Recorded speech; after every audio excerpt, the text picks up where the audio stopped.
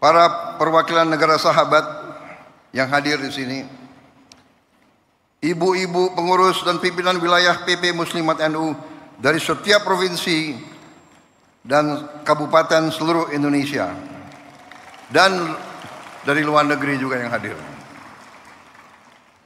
Saya sebetulnya dalam perjalanan hidup saya sudah sering memberi taklimat, memberi ceramah, tapi saya terus terang aja agak grogi hari ini. Agak grogi. Ibu emak-emaknya banyak sekali.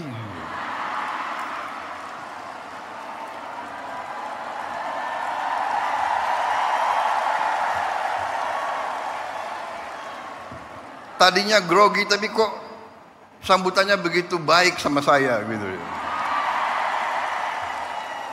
Terima kasih, mantap. Kalau begini saya merasa percaya diri.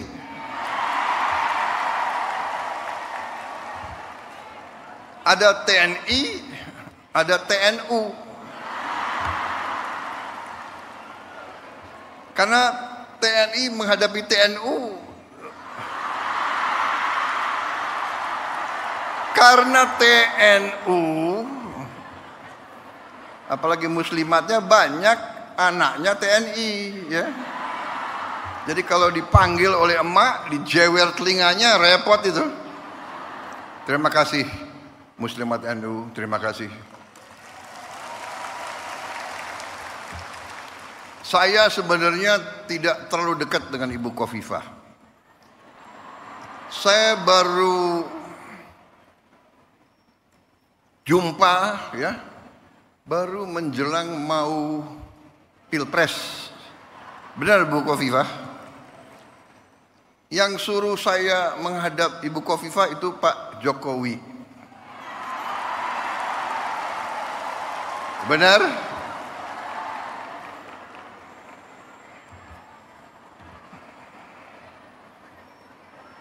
Jadi memang kalau politik ya saya belajar dari Pak Jokowi.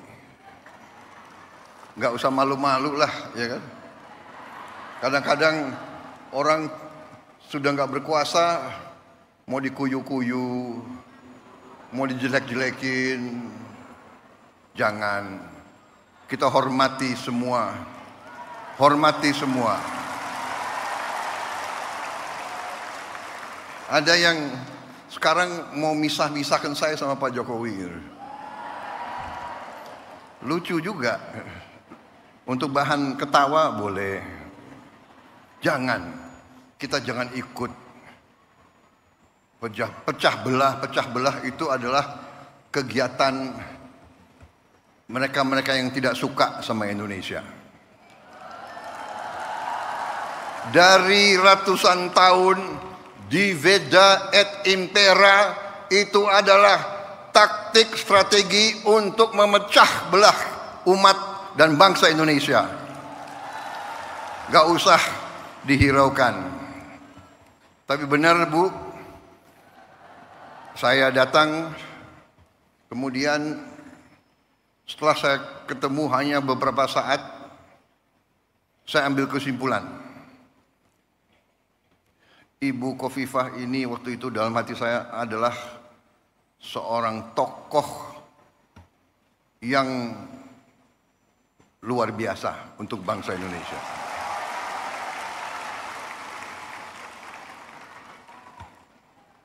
Kita bisa ambil kesimpulan tentang kemampuan seseorang, nggak usah lama-lama.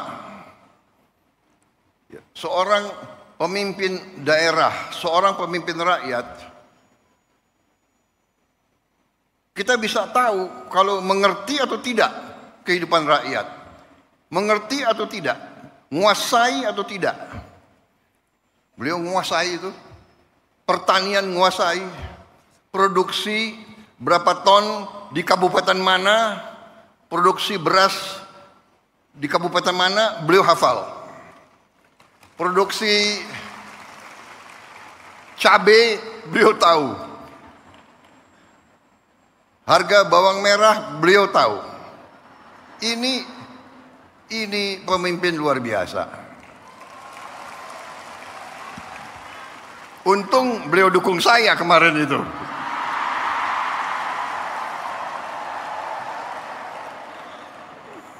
Saudara-saudara, banyak wartawan. Saya nggak boleh cawe-cawe. Boleh nggak?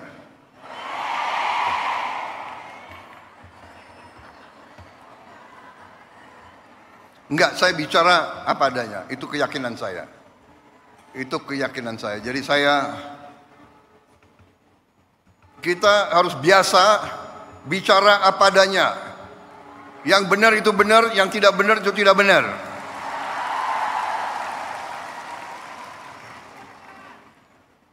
Matahari terbit dari timur, turun di barat.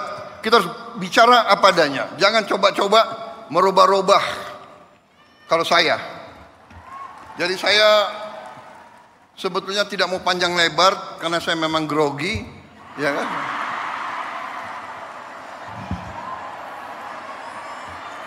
Tapi saya ingin menyampaikan terima kasih saya kepada muslimat.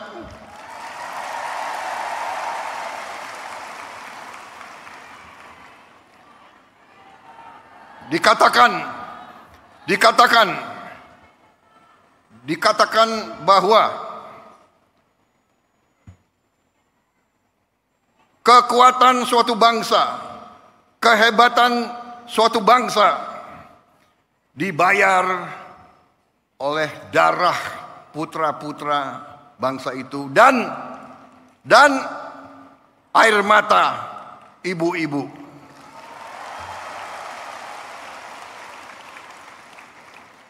Sangat benar yang disampaikan Rois Am.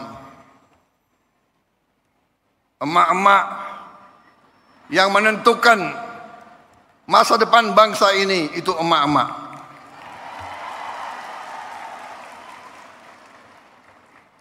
Mengandung 9 bulan. Begitu lahir diurus. Lahirnya pun mempertaruhkan nyawa, membesarkan bukan 9 bulan, bukan bertahun-tahun membesarkan anak itu sampai bisa jalan, sampai berangkat ke sekolah,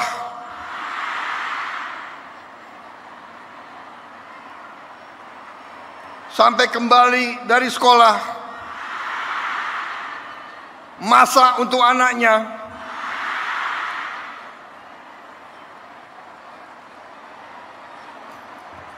saya jadi ingat ibu saya.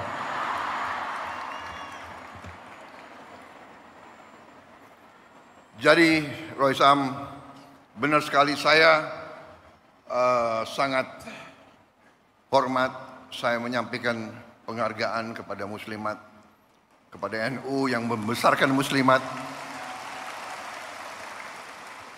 Luar biasa. NU dalam sejarahnya, dalam tradisinya, dalam setiap krisis bangsa, NU muncul untuk menyelamatkan bangsa.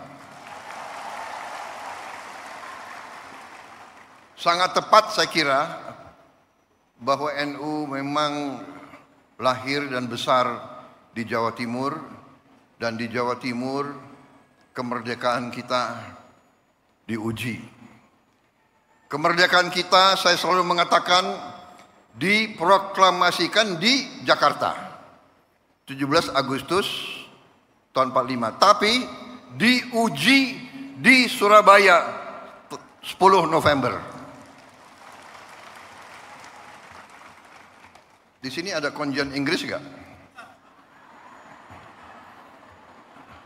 Nggak ada ya, nggak apa-apa. Kita sekarang sudah baik sama Inggris kok, nggak apa-apa itu. Tapi dulu Inggris ke Surabaya ini ingin menjajah kita kembali, dan arek-arek Surabaya dipimpin oleh para ulama mengatakan tidak. Kita tidak mau dijajah kembali oleh siapapun. Dengan demikian Surabaya dikatakan kota pahlawan. Saudara-saudara. Dan kita mengakui peran para kiai, para ulama semuanya menggelorakan perlawanan. Saya tadi sangat senang. Sekarang sebenarnya Ketua Umum PP Muslimat itu kalau di tentara itu ya bintang 4 lah kira-kira itu. Anggotanya sekian puluh juta. Panglima TNI anggotamu kalah sama TNU.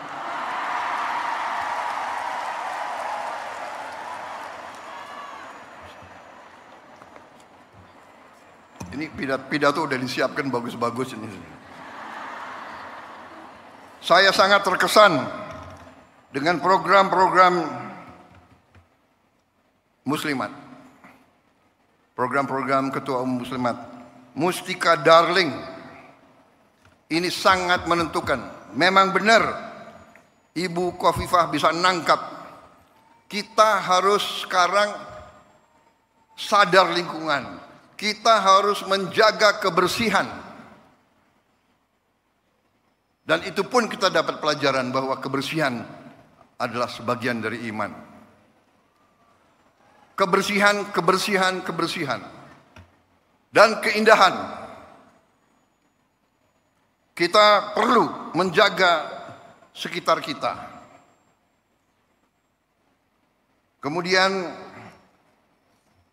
komitmen Muslimat untuk ikut serta dalam mengentaskan kemiskinan ekstrim. Mustika Mesem. Ini memang tujuan yang mulia, itu pun saya ambil sebagai panggilan perjuangan saya sebagai Presiden Republik Indonesia ke-8 yang diberi mandat oleh rakyat. Itu saya jadikan suatu tugas yang harus saya kerjakan. Dan saya merasa dibantu oleh pembantu-pembantu saya, menteri-menteri koordinator, menteri-menteri Kabinet Merah Putih, Panglima TNI, Kapolri, Jaksa Agung. Saya merasa kompak, merasa tim yang kuat. 100 hari kita telah kita kerjakan di luar perkiraan banyak orang. Apalagi pengamat-pengamat yang suka nyinyir-nyinyir itu loh.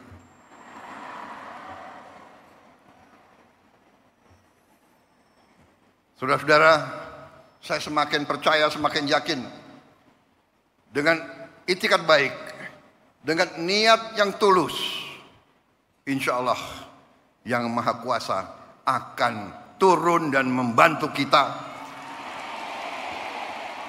Niat kita adalah menegakkan keadilan dan kebenaran dan kejujuran. Itu niat kita. Dan dengan niat seperti itu, kita yakin bahwa kita berada di atas jalan yang benar, di atas jalan yang diridhoi oleh Yang Maha Kuasa. Karena itu, saya bersama pembantu-pembantu saya tidak ragu-ragu sedikit pun. Kami yakin kami akan bekerja sebaik-baiknya untuk rakyat Indonesia, dan kami akan membawa keberhasilan untuk rakyat dan untuk bangsa Indonesia.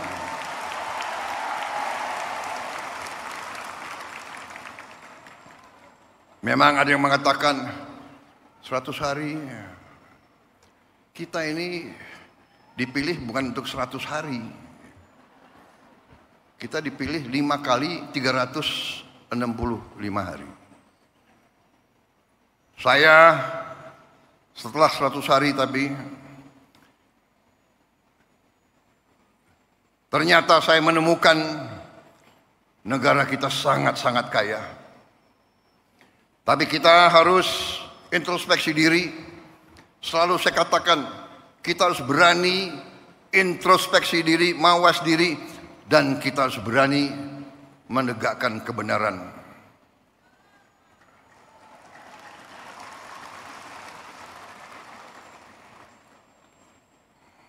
Saya selalu mengajak kebaikan. Saya selalu mendekati dengan cara yang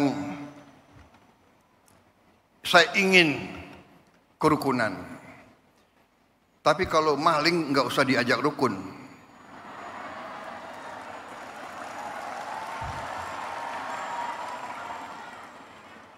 Saya ingin mengajak kebaikan. Saya mau mendekati dengan baik. Ya, saya katakan sudah 100 hari, Mbok sadar, Mbok bersihkan diri. Iya kan? Hai koruptor-koruptor yang kau curi ya Mbok kembaliin. Untuk rakyat.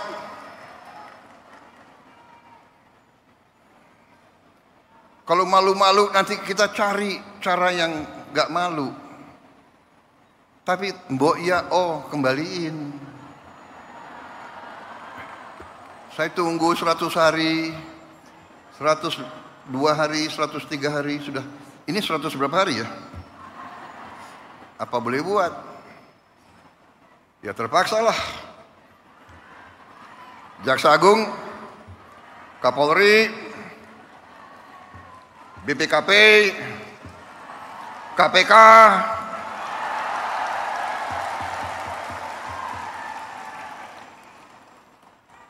silakan.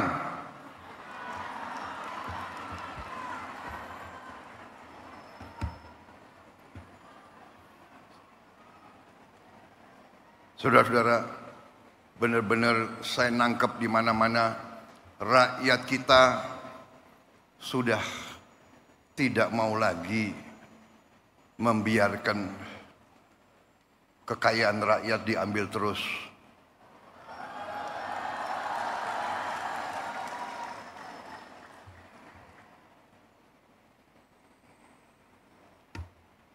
Saya benar-benar merasa mendapat perkuatan hari ini dan hari-hari. Tiap saat saya turun melihat rakyat di mana-mana dan saya kemana-mana saya merasakan rakyat itu menangkap. Rakyat Indonesia sudah tidak bisa dibohongi lagi.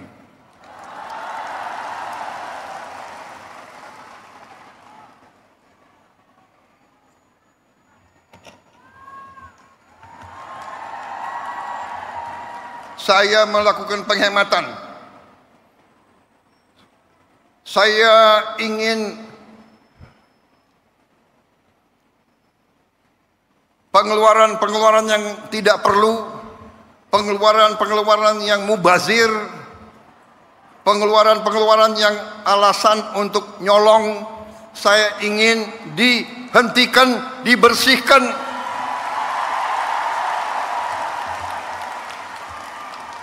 Ada yang melawan saya. Ada.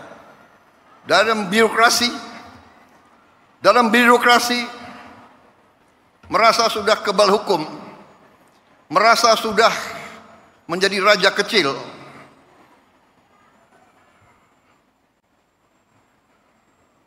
Ada. Saya mau menghemat uang itu untuk rakyat. Untuk memberi makan untuk anak-anak rakyat. Saya ingin memperbaiki semua sekolah Indonesia. Kita punya 330.000 sekolah. Ibu-ibu yang guru, angkat tangan. Ibu-ibu, benar nggak? Lihat sekolah-sekolah. Perlu diperbaiki atau tidak? Saya berapa hari ini lihat sekolah-sekolah.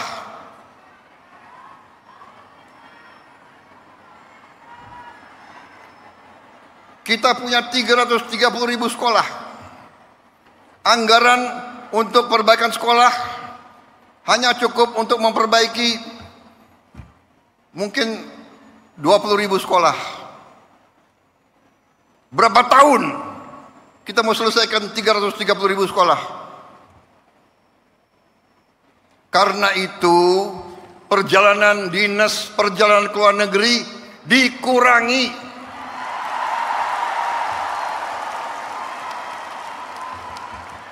Kau boleh melawan Prabowo, tapi nanti kau lawan emak-emak itu semua itu.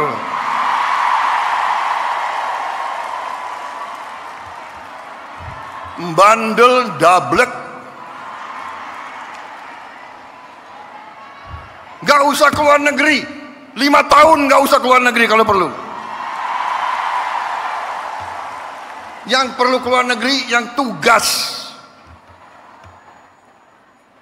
keluar negeri, tugas belajar boleh, tugas untuk atas nama negara boleh. Jangan tugas yang dicari-cari untuk jalan-jalan. Kalau mau jalan-jalan pakai uang sendiri.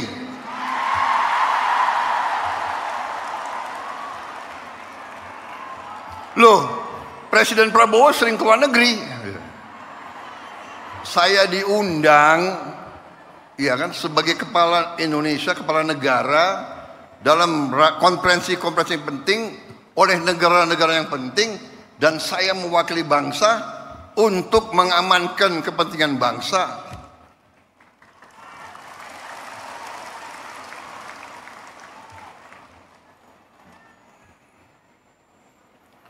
Cukup seminar, cukup kajian-kajian, cukup apa itu FGD, apa itu? Forum Group Discussion. Forum Group Discussion.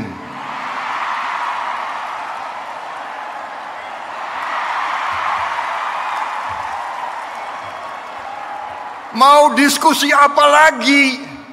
Itu tuh, ngentaskan kemiskinan absolut. Bantu rakyat yang lapar cari makan. Sekolah yang rusak perbaiki. Jalan yang rusak perbaiki.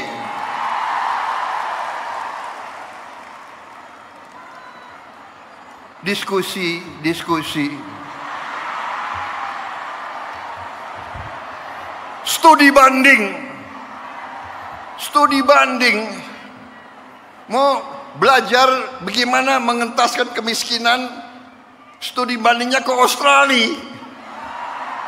Australia salah satu 10 negara terkaya di dunia. Kok belajar ke Australia? Studi banding, belajar pramuka. Ada apa belajar pramuka?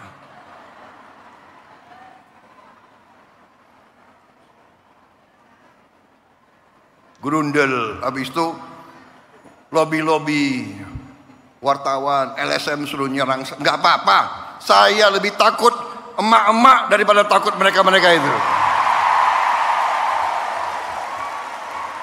Apalagi hari ini TNU mendukung saya.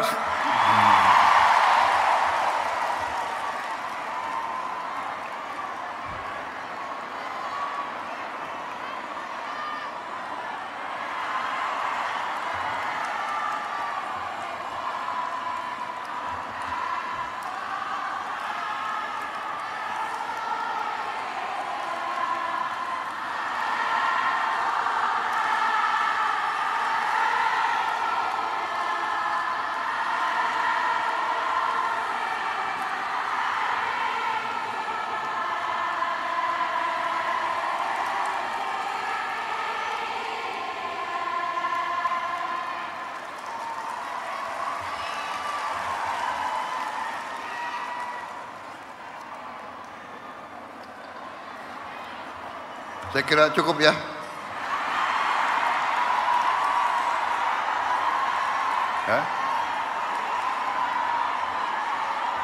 Panitia, saya diberi waktu sampai jam berapa?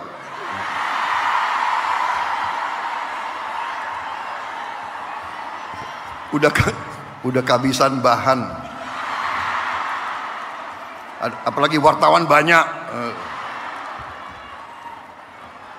Kenapa? Presiden nggak boleh bilang dablek. Dablek itu monyet-monyet, maling-maling itu dablek.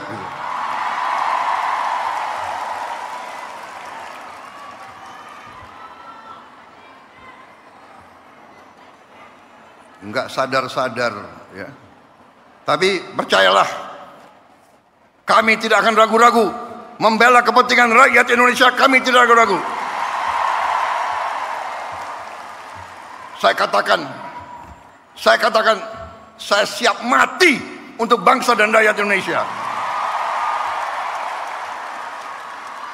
Tidak ada yang kebal hukum di Republik ini. Di bawah Presiden Republik Indonesia Prabowo Subianto, Gibran dan Gibran, dengan semua kabinet, tidak ada yang kebal hukum. Wassalamualaikum warahmatullahi wabarakatuh. Dirgahayu Muslimat, pilihlah ketua umum yang terbaik. Jelas? Harapan saya, boleh kan? Tidak cawe-cawe kan? Terima kasih. Selamat berjuang Muslimat. Selamat berjuang TNU. Berkenan Bapak Presiden Republik Indonesia untuk tetap di tempat.